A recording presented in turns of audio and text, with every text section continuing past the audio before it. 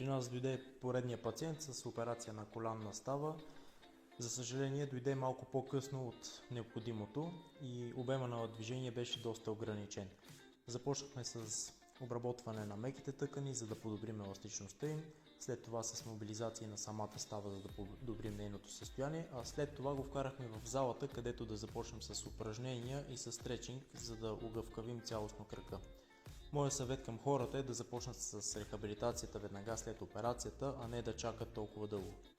Наскоро имахме пациент с фрактура на китката, така нареченото счупване локотипико. За съжаление, тази жена разви Судаков синдром. Това е състояние, при което имаме нарушаване на здравината на костта, т.е. нарушаване на храненето и нервацията на костта.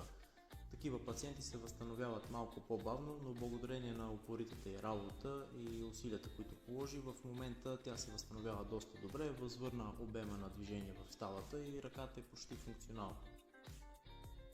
Наскоро, докато работя с моя пациентка, ме помоли да погледна гърба на внучето и съответно детето имаше наистина сериозно изкривяване, дори майката и бащата не знаеха за него. Това, което трябва да се прави още от ранна детска възраст, децата да се наблюдават или в училище, или от време на време да посещават или ортопеди, или кинезитерапевти, които да направят един скрининг, за да преценят дали имат нужда от помощ тези деца, тъй като в ранна детска възраст справянето с гръбначните изкривявания е доста лесно, докато вече на по-късен етап това е почти невъзможно.